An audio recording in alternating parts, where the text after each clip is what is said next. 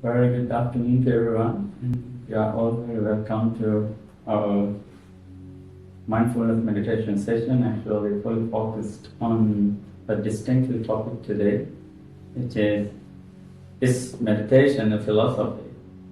So, to begin with, I was thinking it's worth to kind of having a couple of minutes to calm down and just to relax yourself, because I always do practice it.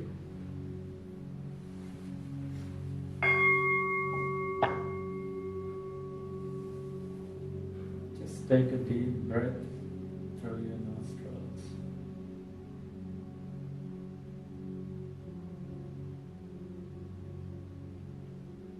When you feel tension, slowly release it.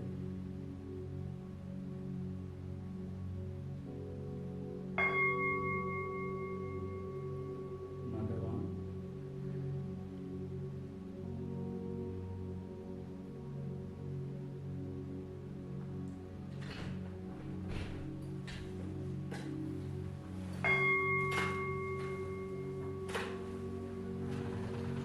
Another one. Just trying to be immersed into yourself just for a moment.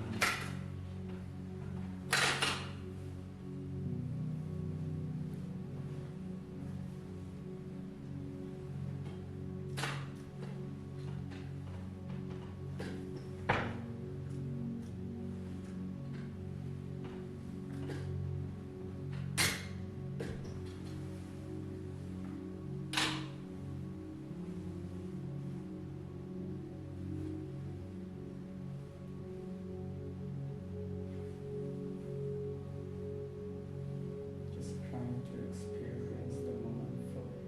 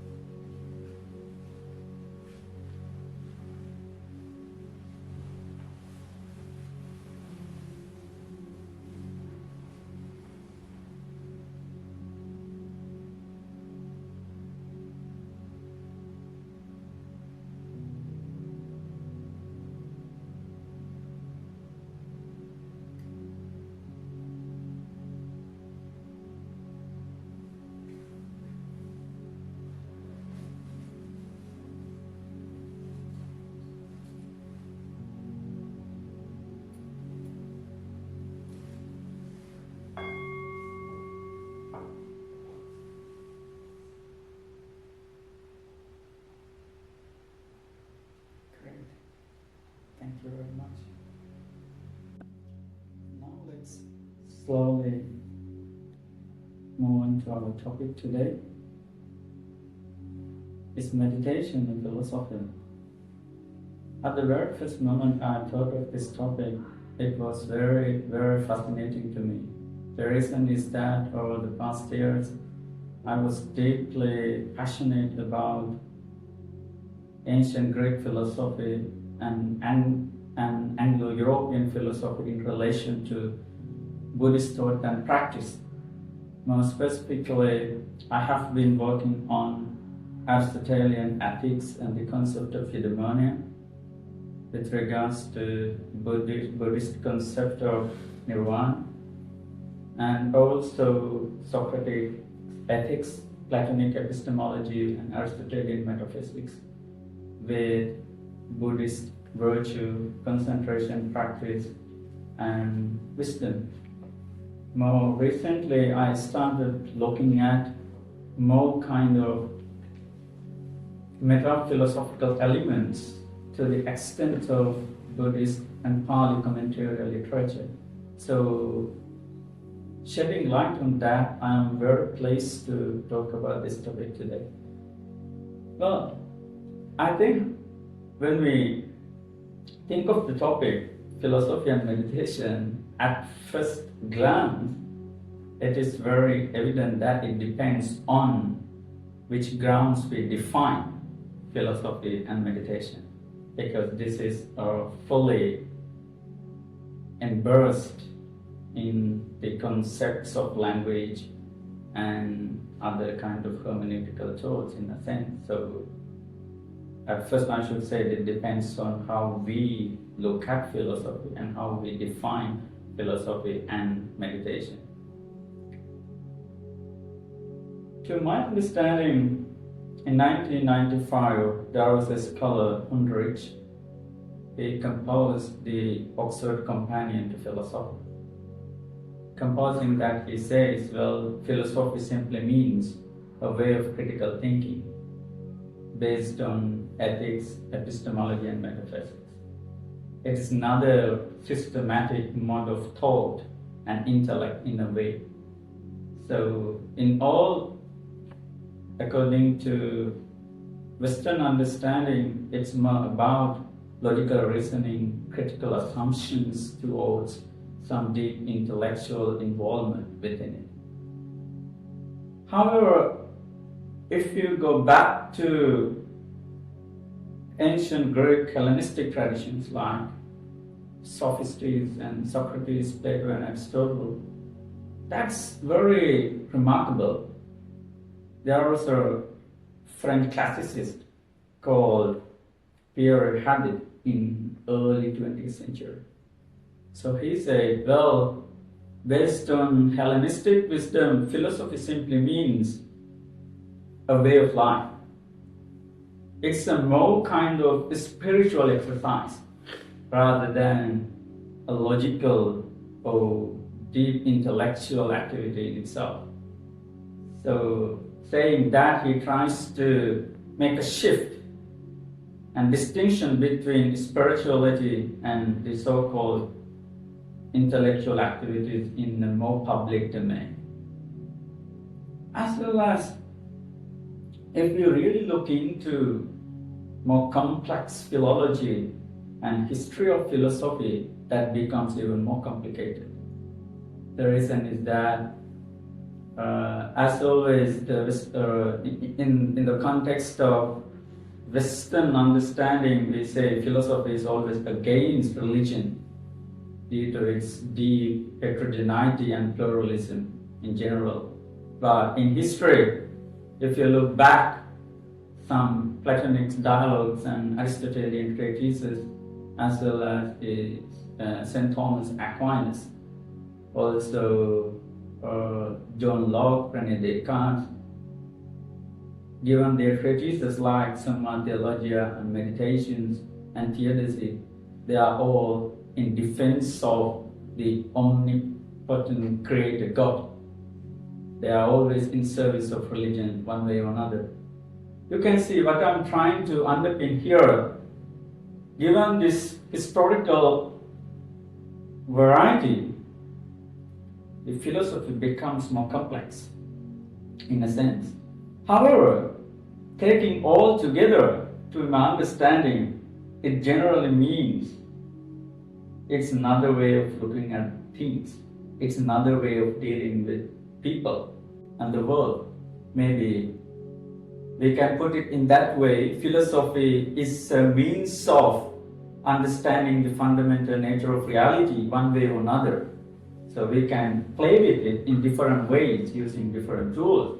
Someone can pick up ethics, someone can pick up ontology, someone can pick up language.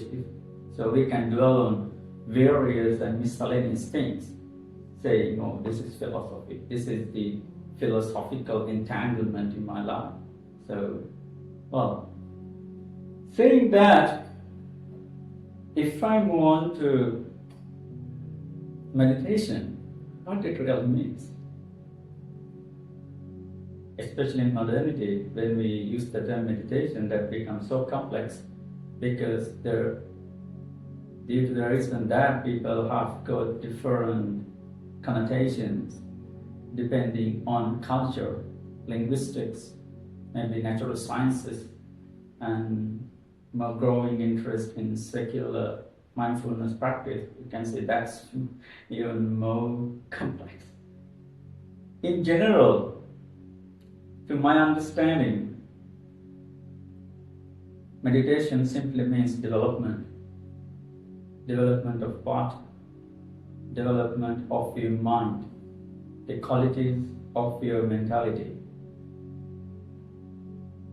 There is a nice analogy in which I would always like to share with people whenever I talk about meditation. It's just like a garden.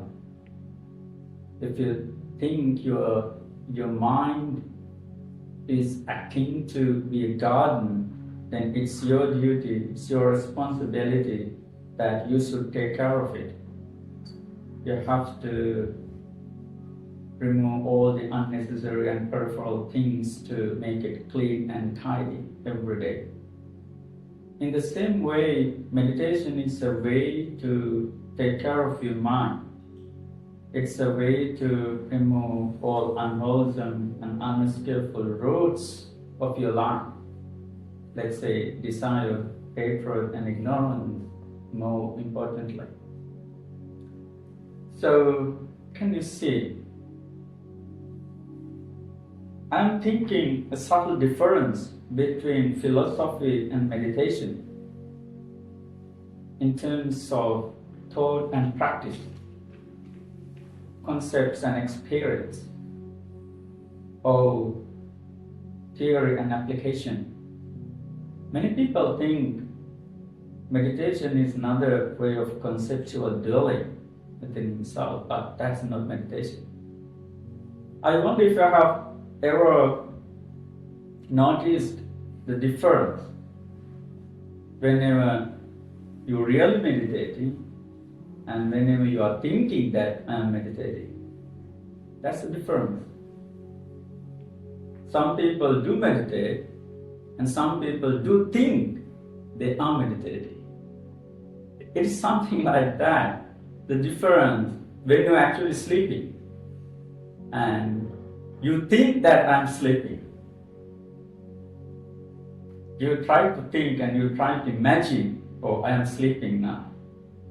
When you're actually eating or drinking a cup of tea, but you try to think, oh, I am drinking a cup of tea. These are two different dimensions, I would say. Meditation is not simply a sort of imaginative way of living with activities. Rather, it's a way of living fully and being immersed in full with whatever you do. So that's a different phenomenon.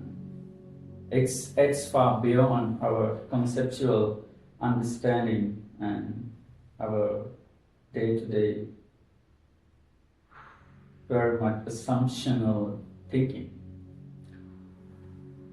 So there's a nice story that I would like to share with you today, shedding light on this difference actually. This is a Zen story. Once upon a time, there was a Zen master called Baso. So he was practicing meditation very intensely. However, his teacher was very mature enough. So one day, he started painting a roof tile to make it a mirror. So this student master saw it and asked, "My dear teacher, what are you doing?" All of a sudden, then this experienced and well-versed teacher said, "Well, I'm trying to paint this to make it a mirror this time." Then the student, the master student, he objected. He asked, "It doesn't make sense to me. What are you talking? Do you think you can really do this? Painting and polishing a piece of tile and to make it a mirror?" Then the teacher said, "Well, what do you think? If you cannot polish it and make it a mirror, how would you think the possibility of sitting in meditation and make you enlightened, make you calm and peaceful?" It's all about calming and deepening your mind, the polishing, the brightening your consciousness to the degree of tranquility and subtle understanding of your true nature of your life. So you can see, in meditation, it takes language, concepts, and all other applied tools just for the means of doing that, not to an excessive degree of that, just to do that. In that sense, meditation is very much pragmatic and more experiential, not very much conceptual. We use concepts, we use visualization, and we use those techniques one way or another, but to some degree, but with full of awareness and mindfulness. However, there is a limit, there is a boundary from which we need to go beyond that. In terms of philosophical elements, when we say semantics and epistemology and metaphysics, semantics lies at the root of philosophy. But whenever our analysis goes beyond, it swiftly moves on to subtle and more diverse theories of knowledge, the perceptual knowledge. And after that, you can see another more transcendental understanding of reality. These are kind of ontological layering of human knowledge. So, in that sense, we could say, well, meditation is part of philosophy. But when it comes to its grassroots level, its primary and fundamental elements of conceptual analysis and logical reasoning, well, they are all kind of core parts, essential parts of meditation, but meditation is itself far beyond that. It's not itself confined to philosophy. That's what I'm trying to say. These are two different dimensions. These are two different ways of looking at things in the world. To me, philosophy is more kind of scratching on the surface. Meditation drags us into the depth of reality. We can use philosophy as a way to enter it, just as we can use a raft to traverse in the river. But after traveling to other side from this side, they have to keep it down and put it there and more. So otherwise, we are being deluded by our own ideas, ideologies, and conceptual proliferations within us. The reason is that they are all part of our suffering, one way or another. If you really look into that, your anger, your frustration, your complicated ideologies at some time. So they are all part of our pain and sorrow, one way or another. So thinking that, we need to be very careful understanding these two discursive elements in reality. Therefore, in all, I would say meditation is not simply and dramatically reduced to as a mirror or narrow way of philosophy. We need to understand meditation with its own meaning to the extent of experience. Like there is a nice discourse I would like to cite here in the Sangara in the middle length says, it means Sayametang janam, sayametang passami. I should be the one who sees it. I should be the one who experiences it. So it's very much experiential way of dealing with things and understanding with things. Not just as a perception, not just as a sign of recognition. We need to really delve into that, what it really means. another technical term, yatha bhutan, to get it as it really is, in the sense of maybe impermanence and the absence of self and suffering and so forth. So, all in all, philosophy is beautiful. It's really fascinating. It's literature and thinking, critical analysis, and logical dialogues. They are all tremendously fascinating. And it can make brainstorming intellectual discussion within us. But at the end, when it comes to our own suffering, pain, all sorts of psychological collapses and detrimental defilements within us, I feel philosophy needs something. It needs a supplementary course, more practical, more empirical. Meditation is that. I would say meditation is the real supplementary for philosophy. If you can blend these two items together, well, we can make a compelling life. We can make our life more calm and peaceful, finally insightful, because then we are not on the clutches of our own proliferations. We are not eluded. We know what I am thinking. We know where I am. We know who I am.